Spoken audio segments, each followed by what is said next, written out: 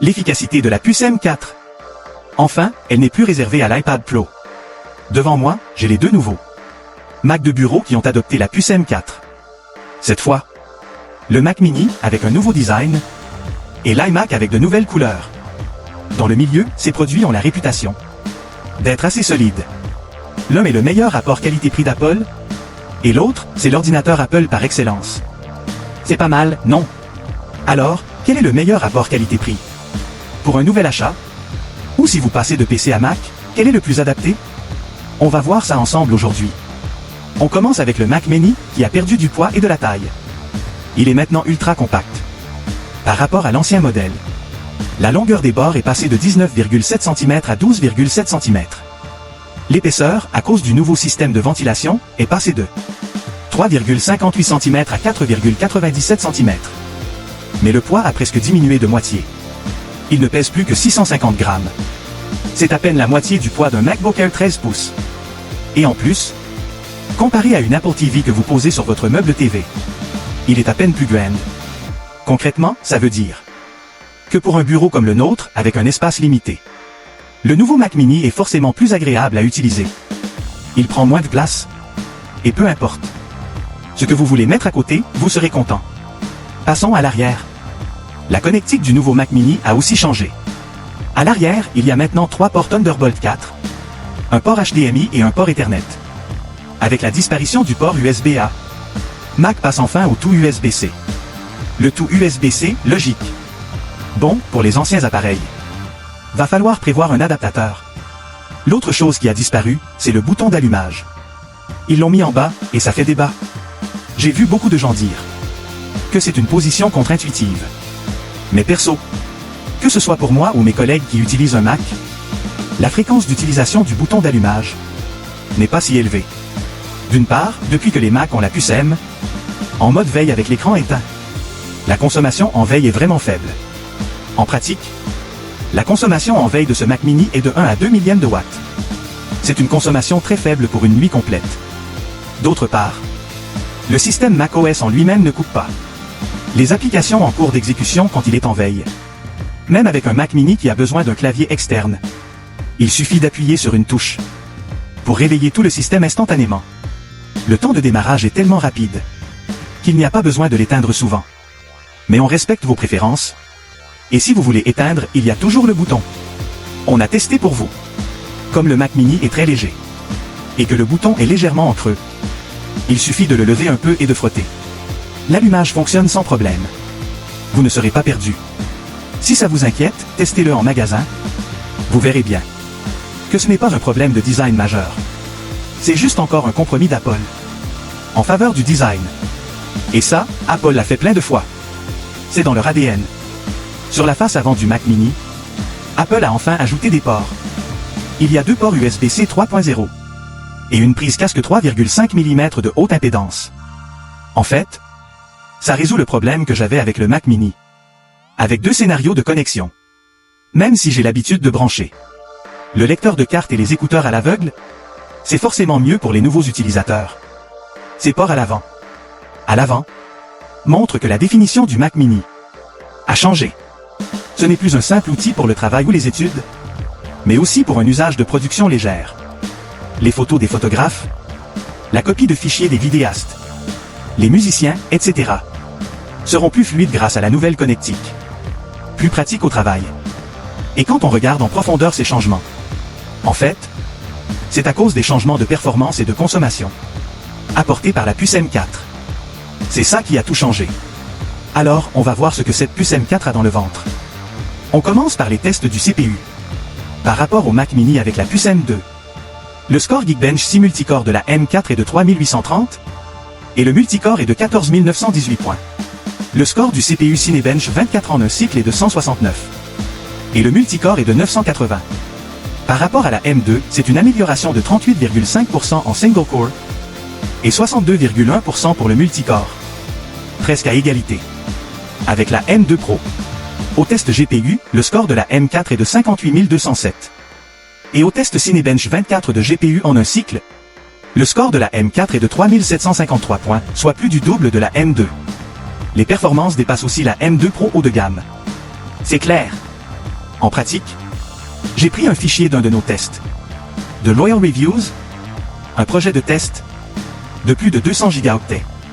Et en comparant le temps de rendu, le Mac Mini avec la puce M4 a mis 14 minutes et 39 secondes, contre environ 22 minutes pour le Mac Mini M2. C'est 33% de temps en moins. En plus des améliorations de performance, la mémoire vive du Mac Mini M4 passe à 16 gigaoctets de base pour le même prix. Les cœurs CPU et GPU sont aussi à pleine puissance en 10+10. La mémoire vive à 16 gigaoctets de base pour toute la gamme M4 nous montre bien qu'Apple se prépare pour le futur Apple Intelligence. C'est clair. Et les 16 gigaoctets donnent assez de marge pour des logiciels pro, comme Final Cut Pro, ou d'autres applications. Avec le nouveau boîtier, le Mac Mini a aussi un nouveau système de refroidissement. On a testé pour vous, avec un test multicore Cinebench en boucle pendant 20 minutes, qui utilise un maximum les ressources CPU, on atteint presque les limites de cette puce. Par rapport au Mac Mini M2, le nouveau Mac Mini testé, le CPU a une température maximale de 58 degrés, contre presque 72 degrés pour la M2. Mais le plus surprenant, c'est que le ventilateur pendant le test est resté presque à l'arrêt. On n'entend quasiment pas de bruit. On peut dire que, d'une part, la M4 profite des avantages du processus de gravure à 3 nm. Et d'autre part, Apple a optimisé la gestion de l'énergie de la puce M sur le Mac Mini, vraiment au top. Une autre raison pour laquelle les gens aiment le Mac Mini, c'est que il est compatible avec beaucoup d'appareils externes. Par exemple, n'importe quel vieil écran de bureau, clavier, fonctionne parfaitement avec le Mac Mini. Pas de problème de compatibilité. Vos écrans existants ne seront pas obsolètes si vous achetez un nouvel ordinateur. Si vous voulez juste macOS, et pas l'expérience Apple de l'ordinateur, tout ce qui n'est pas ce petit boîtier, vous pouvez le choisir vous-même et obtenir un setup plus personnalisé et plus économique. Vous faites ce que vous voulez. Mais si vous voulez toute l'expérience qu'Apple donne avec ses ordinateurs Mac, comme le Touch ID pour déverrouiller, l'écran Retina, les haut-parleurs avec audio spatial, etc. Alors, pour débloquer toutes ces capacités, même avec un Mac Mini d'entrée de gamme, l'ensemble vous coûtera plus de 18 000 $. Donc, pour l'expérience standard Apple, le Mac Mini n'est peut-être pas le plus intéressant en termes de rapport qualité-prix. L'iMac avec la puce M4 devient plus intéressant. Surtout que son prix de base est même inférieur à celui de cet écran Studio Display. Et pourtant, il a aussi un écran Retina et l'audio spatial, les haut-parleurs. Et tout ça, il est livré avec la souris, le clavier.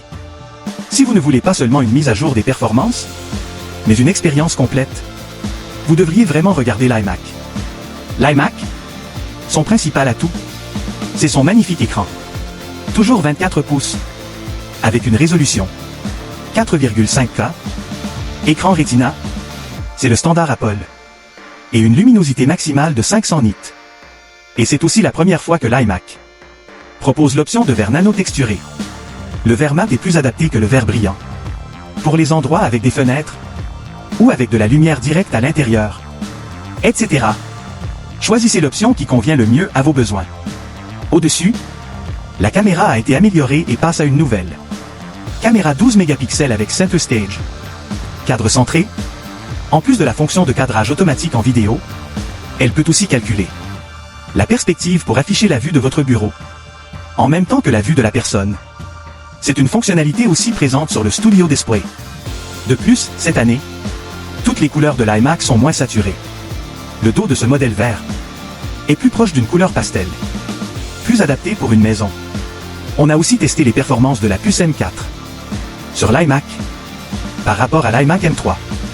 L'amélioration est assez nette. Bien sûr, sur cet iMac M4, la RAM a aussi été améliorée à 16 gigaoctets de base. Mais il y a deux modèles de puces avec 8 cœurs CPU et 8 cœurs GPU, ou 10 cœurs CPU et 10 cœurs GPU. Mais je pense que la configuration d'entrée de gamme suffit pour la plupart des besoins familiaux. Voilà. C'était tout pour cette vidéo. Les nouveaux Mac Mini et iMac de cette année, dans la gamme de produits Apple, jouent deux rôles totalement différents et trouvent leurs utilisateurs dans des marchés ciblés. Le but du Mac Mini, à la base, est de satisfaire les besoins des utilisateurs qui aiment personnaliser leur configuration. Ça fait du Mac Mini un des rares produits Apple qui laisse faire le DIY.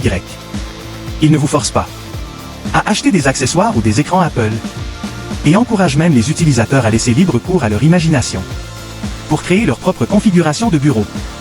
L'iMac, c'est une solution plus complète. C'est une solution tout en un. Il offre toute l'expérience standard Apple en une seule fois. Il combine le design, l'expérience logicielle et l'écosystème Apple. La cible de l'iMac, ce sont ceux qui ne veulent pas se prendre la tête et qui veulent profiter de l'écosystème Apple de haute qualité dès le déballage. De l'écran Retina à haute résolution, en passant par les haut-parleurs et la caméra intégrée, tout est conçu pour ceux qui veulent la simplicité et la meilleure expérience. Bien sûr, la puce M reste au cœur de l'évolution des Mac. Et Apple, en combinant la puce et le design matériel, et en intégrant cela dans sa logique de mise à jour, permet aux utilisateurs de trouver au Mac qui correspond le mieux à leurs besoins. Cette approche de définition des produits en fonction des puces permet de créer une barrière pour son matériel. Si aujourd'hui les gens continuent à choisir Mac, ce n'est pas seulement grâce à son excellent écosystème logiciel, mais aussi grâce à la qualité du matériel.